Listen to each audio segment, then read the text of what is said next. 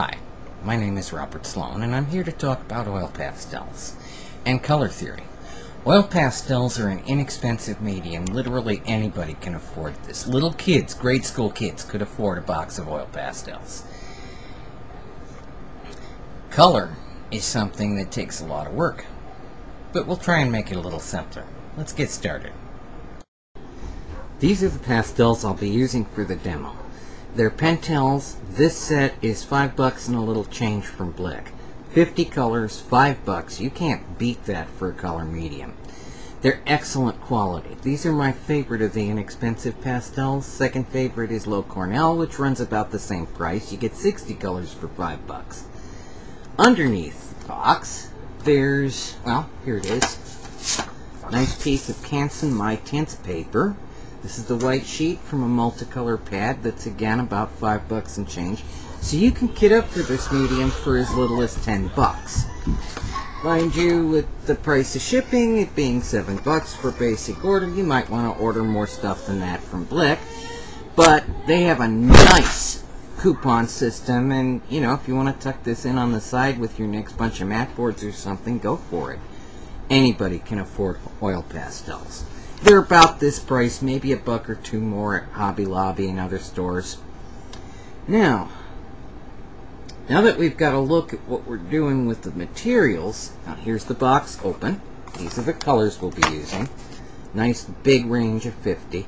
If you have Low Cornell or another brand, don't worry about it. We won't be so much using exact colors as general colors. We'll start with the color wheel. Right at the top of the color wheel, you get yellow. This is so basic. This is something you probably got in kindergarten, but I'm going to go over it again anyway.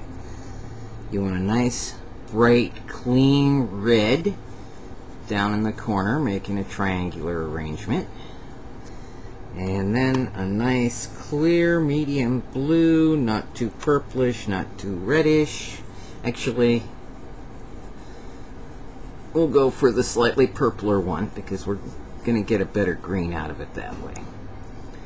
You now have 3 primaries. These colors can mix anything.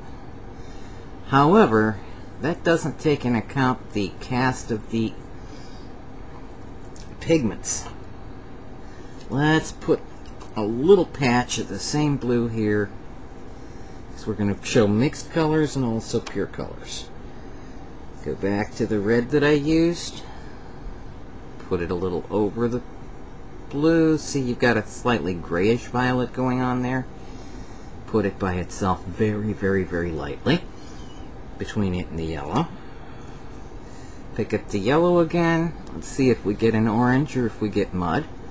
Oh, we're getting orange. Okay, that yellow's a good mixer. Now, how good is it for making green? Oh, this is a good green. We're getting a good green here. Now, just to compare, let's add the pure colors, the pure secondaries that appear in the set. Here's the green that came with the box. It's almost an electric green. Here's a nice strong orange that came with the box. A little bit more yellow. And purple. Let's find a good purple here. Ah, yeah, this is a nice one. So these are your basic 6 spectrum hues. Primaries, secondaries. Between them, you get tertiaries. What happens if I put a little patch of the orange and run over it with the yellow? Here we go. It's a beautiful yellow-orange. Now pick up the orange again. Get a mixing patch going. So you could even be doing this in a smaller set. Go over it with the red. And you get red. So let's try using the lighter color over the dark to make it a better mix. There we go. Putting a little more yellow in with it, you get a red-orange. Red-violet. Okay, here's the nice violet cast red again. Let's get a fair amount of it on there because the blue's going to be strong. Put that faintly purple cast blue over it, and now go back with red again.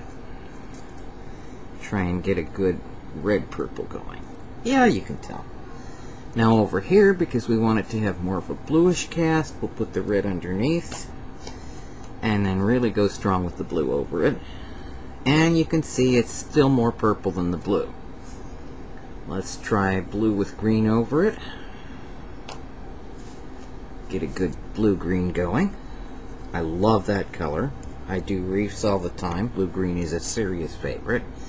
And then we'll put the green very lightly over here to do the yellow. When you are mixing colors, test your mixtures before you use them. It's never 50-50 to get exactly the hue you want. Or unless you found out that it was 50-50 to get the hue you want. Also, take a bit of paper, toilet paper, Kleenex or whatever, and wipe off your oil pastels when you've mixed them into another color. That seriously helps. Now in the previous video you'll notice we dealt with crumbs. You're going to see a few of them right on this. There's an orange crumb here in the orange mix. Let's mash that back in. There's a blue crumb here. Tap and get it off. And I see a crumb over there on the green. That is something that when you're doing a serious finished artwork you want to watch out for, and just deal with the crumbs when you get them. Remove them with a scraper, tap them off, or blend them in by pressing with a scraper. A butter knife will do. I mean, people always say mat knife or palette knife, but if you have a butter knife that's not serrated, it'll work for a palette knife. We're talking the super cheap. Now, of course, you've got all these colors in the box that are not obviously made up of the primaries or the secondaries. They're also tertiaries. You got brown. You got a reddish brown. You got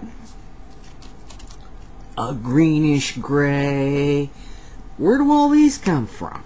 Well, you get tints and shades by mixing white with a color to get tints. That light pink that looks like a red-orange tint to me. It's a little more peach than pure red. This pink looks like it's more of a pure red tint, and it's not as strong a tint. You can see that there's less pink in it. The more actual colors you have, the easier it is to grab some of these without having to mix them from scratch. You can get these colors by mixing the primaries and secondaries. It just takes a lot of work. In pastels, any kind of pastels, you're going to have more fun if you have a large set with plenty of pre-mixed colors to mix, because you can get some beautiful effects. Let's look at this brown. Shade it up here. Shade it lightly, lightly, lightly. And we're going to start going over it with something else, like say that orangey peach that we had. This is starting to look a little more like a skin tone, isn't it? Oh yeah. And now that we've got this blend going, let's go back over that with white and get in some highlights and also cool this patch of it that's right at the end. You can get beautiful soft edge transitions by making little circular strokes when you're doing the second and third layers. This is also a good way to get rid of the little crumbles. Just press on them again with the stick. You can keep mixing other colors in. Let's say now I want a little blush on this person's cheek. So right over that cooled bit, we're going to shade toward the blush on her cheek with the blush pink. And look at that. Look at how that's going. I can keep on going. Now we got another dark shadow coming in. Get some of this brown. Sudden dark. Maybe that's her hair. Okay, let's get some yellow ochre into the hair and streaking hair texture. There you go. See? That's all the colors you might be using if you're doing a portrait. And they're pre-mixed when you're starting with a large set. So that's basic color theory. Let's move on to some other things.